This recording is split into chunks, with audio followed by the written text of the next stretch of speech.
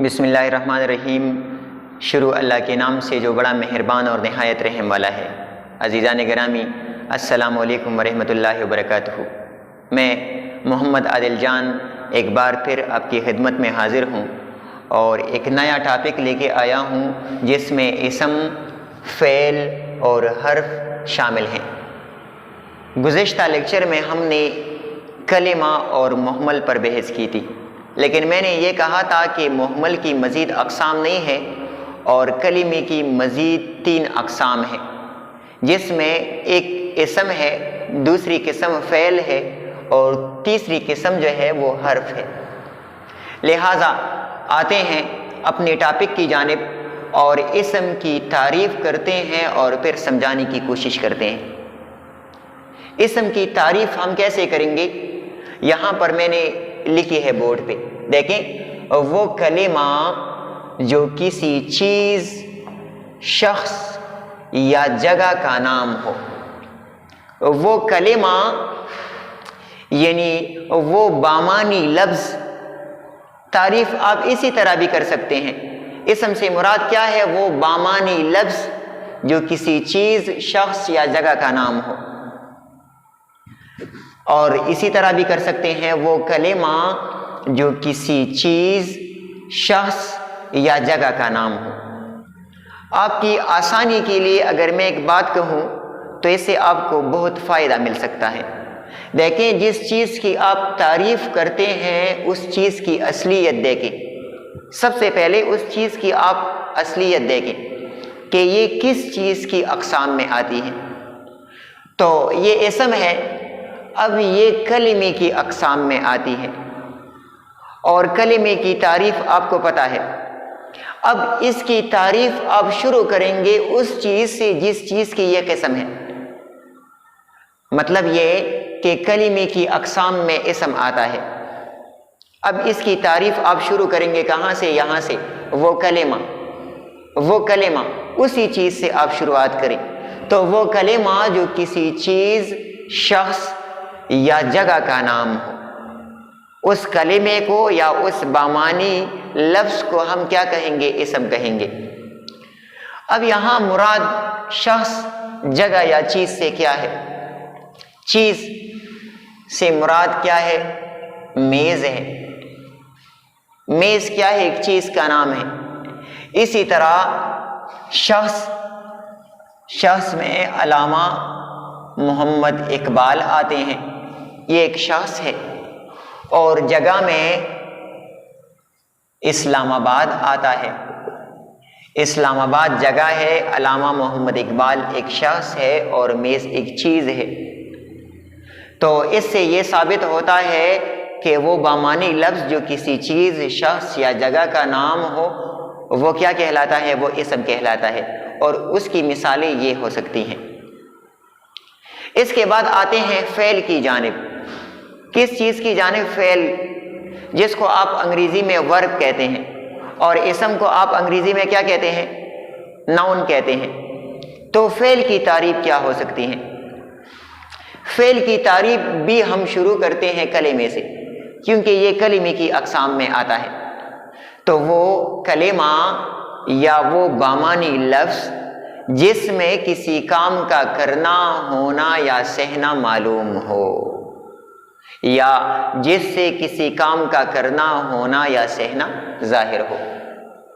وہ کلمہ یا وہ بامانی لفظ جس سے کسی کام کا کرنا، ہونا یا سہنا ظاہر ہو، تو اس کو ہم کیا کہتے ہیں؟ فعل کہتے ہیں۔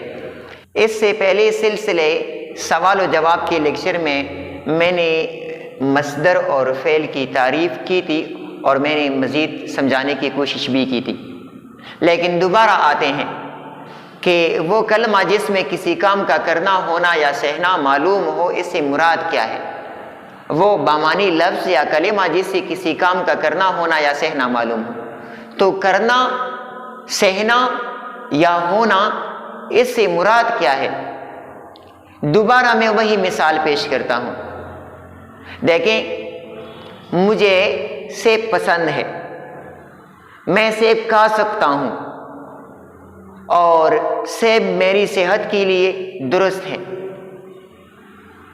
تو دیکھیں آپ، اگر میں سیب کو کھانا چاہتا ہوں تو اس کے لیے کرنا ہے، اس کام کو میں کر سکتا ہوں۔ اب میں نے کھانے کے ارادے سے اس سیب کو اٹھایا ہے، تو اس کام کو کرنے کے لیے کرنا استعمال ہوتا ہے، کیونکہ میں سیب کو کھا سکتا ہوں اور میں کھانے کی طرف جا رہا ہوں، تو اس سے مراد کیا ہے؟ کرنا۔ اور ہونا، اسی سیب کو میں کھا سکتا ہوں اور کھانے کے بعد میں ہضم بھی کر سکتا ہوں، تو اس سیب کا کھا جانا، اس سیب کا کھا جانا اس سے مراد ہے ہونا، کیونکہ جب میں نے اسے کھا لیا تو وہ کام مکمل ہو گیا۔ اب اس کام کی تکمیل سے مراد کیا ہے؟ ہونا۔ اس جملے میں اس کام کی تکمیل سے مراد کیا ہے؟ سیب کے کھا جانے سے مراد کیا ہے؟ ہونا۔ اور سہنا سے مراد ہے برداشت کرنا، برداشت کرنا۔ تو سہنا سے مراد کیا ہے؟ میں اسی سیب کو برداشت کر سکتا ہوں، وہ میری صحت کے لیے ٹھیک تھا، اسی لیے میں نے اس سیب کو کھا لیا اور اب میں اسے ہضم بھی کروں گا، تو میں اس سیب کو برداشت کر سکتا ہوں۔ لہٰذا آتے ہیں دوبارہ تعریف کی جانب وہ کلمہ جس میں کسی کام کا کرنا، ہونا یا سہنا معلوم ہو، تو اس کلمے یا اس بامانی لفظ کو ہم کیا کہیں گے؟ فعل کہیں گے۔ اور اس کے ساتھ ساتھ ایک اور شرط بھی رکھتے ہیں، اور وہ شرط یہ ہے کہ اس میں کوئی زمانہ پایا جائے گا۔ اب یہ تو ٹھیک ہے کہ اس لفظ کا ہم استعمال کریں گے جس سے کسی کام کا کرنا، ہونا یا سہنا ظاہر ہو، لیکن اس کے ساتھ ساتھ اسی لفظ میں زمانہ بھی پایا جائے، زمانے کا بھی اس میں ذکر ہو، چاہے وہ حال ہو، وہ ماضی ہو یا مستقبل ہو۔ ان تینوں زمانوں میں سے ایک زمانہ اس میں پایا جائے گا، اس لفظ میں جو بامانی ہو یا کلمہ ہو، اور وہ لفظ جس سے کسی کام کا کرنا، ہونا یا سہنا ظاہر ہو۔ تو دیکھیں وہ زمانہ کس طرح آئے گا اس میں۔ مثال کے طور پر نوید کھانا کھاتا ہے، نوید کھانا کھاتا ہے، یہ کھاتا ہے اس میں کیا ہے؟ یہ اس میں فعل ہے، یہ اس میں فعل ہے، کیونکہ اس کے بعد آپ مصدر اور مصدر کی اقسام پڑھیں گے، اور مصدر کیا ہے؟ کھانا مصدر ہے جس میں زمانہ نہیں پایا جاتا، وہ لفظ یا وہ کلمہ جس میں زمانہ نہیں پایا جاتا، اور اس کی نشانی کیا ہوگی؟ اس لفظ کے آخر میں نون الف آئے گا، تو اس کو ہم مصدر کہیں گے، لہٰذا اس کی باری بعد میں آئے گی۔ تو اس سے پہلے اگر آپ سمجھنا چاہتے ہیں اور صحیح طور پر سمجھنا چاہتے ہیں تو یہ کھاتا لفظ جو ہے یہ نکلا ہے کانا سے، اور کانا لفظ اصلاً کیا ہے؟ مصدر ہے، اس مصدر سے ہم نے لفظ بنایا کھاتا، کانا سے ہم نے لفظ بنایا کھاتا، اور اس کے ساتھ فعل ناقص کو شامل کیا۔ دیکھیں کانا سے ہم نے لفظ بنایا کھاتا، اور اس کے ساتھ ہم نے شامل کیا ہے کو، جس کو ہم فعل ناقص کہتے ہیں۔ اس کی باری بھی آئے گی کہ فعل ناقص سے کیا مراد ہے، تو اس کی باری بھی آئے گی۔ فعل ناقص کو ہم نے شامل کر دیا کس چیز کے ساتھ؟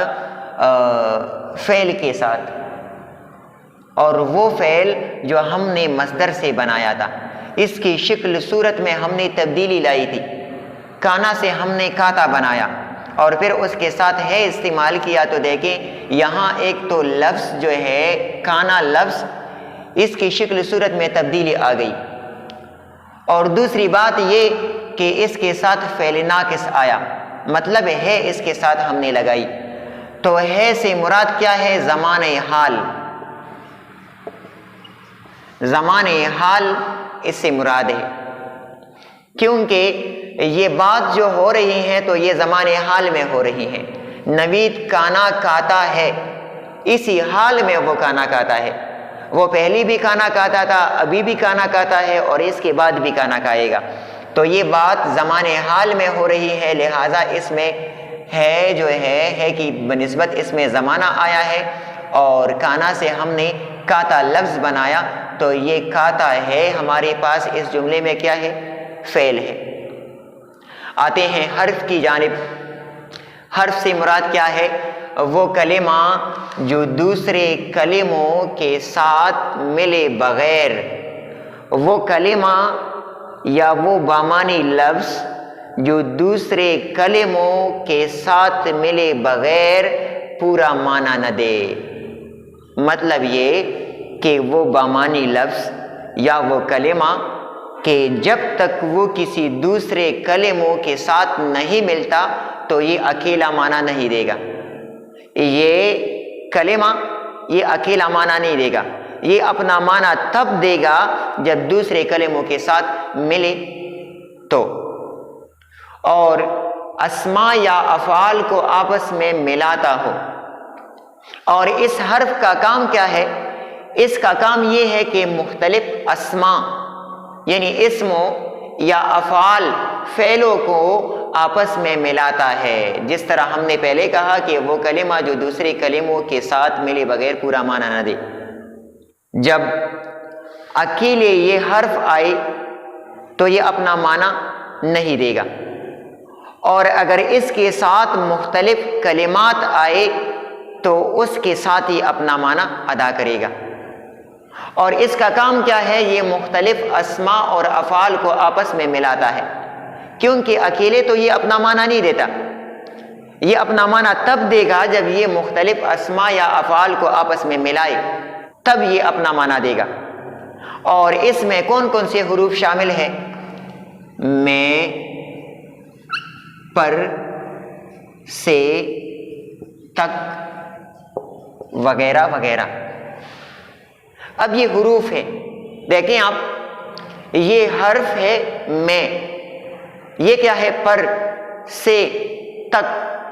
اگر میں کو آپ الگ استعمال کریں تو یہ اپنا معنی نہیں دیتا، اس کو آپ مختلف اسماء یا افعال کے درمیان میں استعمال کریں گے تب یہ اپنا معنی دے گا۔ میں کا اپنا معنی نہیں ہے، پر کا اپنا معنی نہیں ہے، اسی طرح سے اور تک کا بھی اپنا معنی نہیں ہے۔ اب اس کو ہم مختلف اسماء یا افعال کے ساتھ ملاتے ہیں اور دیکھتے ہیں کہ یہ اپنا معنی دیتا ہے یا نہیں دیتا۔ تو میں کو ہم استعمال کرتے ہیں سب سے پہلے نوید کلاس میں ہے، نوید کلاس میں ہے۔ اب یہ میں اپنا معنی دیتا ہے، اور یہ جس طرح انگریزی میں ہم ان استعمال کرتے ہیں اسی طرح یہاں اردو میں ہم میں استعمال کرتے ہیں، یہ اپنا پورا معنی دیتا ہے اسی جملے میں۔ اس کے بعد ہم پر کو استعمال کرتے ہیں جملے میں، تو چھت پر، چھت پر، دیکھیں یہاں پر یہ پر جو ہے یہ اپنا معنی دیتا ہے۔ اس کے بعد دیکھیں ہم سے کو استعمال کرتے ہیں، لاہور سے کراچی تک، لاہور سے یہ اپنا معنی دیتا ہے، لاہور سے کراچی تک، اور تک کو دیکھیں تک بھی اپنا معنی دیتا ہے۔ تو حرف سے مراد کیا ہے؟ حرف وہ بامانی لفظ یا وہ کلمہ ہے جو اکیلے اپنا پورا معنی نہیں دیتا، اور یہ اپنا پورا معنی تب دے گا جب یہ مختلف اسماء اور افعال کے درمیان میں آئے، لہٰذا اس کا کام ہے مختلف اسماء اور افعال کو آپس میں ملانا۔ اس کے بعد ہمارا لیکچر ہوگا اسم کی اقسام پر۔ فعل کی بھی مختلف اقسام ہیں اور حرف کی بھی مختلف اقسام ہیں، لیکن حرف اور فعل کی اقسام کو ہم بعد میں کریں گے۔ سب سے پہلے ہم آئیں گے اسم کی اقسام کی جانب۔ تو اس کے بعد جتنے بھی لیکچر ہم اپلوڈ کریں گے اس میں حتی المقدور ہماری کوشش یہ ہوگی کہ ہم اسم کی مختلف اقسام پر بحث کریں، کیونکہ مختلف لحاظ سے اسم کی اقسام ہے، اور پھر مختلف النوع اقسام ہے، بہت زیادہ اقسام ہے، تو تقریباً 1 یا 2 مہینہ اس پر لگ سکتا ہے۔ اور پھر اس کے بعد فعل کی بھی مختلف النوع اقسام ہے، حرف کی بھی مختلف النوع اقسام ہے، تو ہم اس کے بعد حرف اور فعل پر اسی وقت تک بحث نہیں کریں گے جس وقت تک اسم کی اقسام پر بحث ہم نہیں کرتے، اور اس پر ہماری لیکچر پوری نہیں ہو جاتی۔ لہٰذا آج کے لیے اتنا کافی ہے، اس کے بعد انشاءاللہ اسم کی اقسام پر بحث کریں گے۔ جہاں بھی ہو خوش رہیں، آباد رہیں، والسلام۔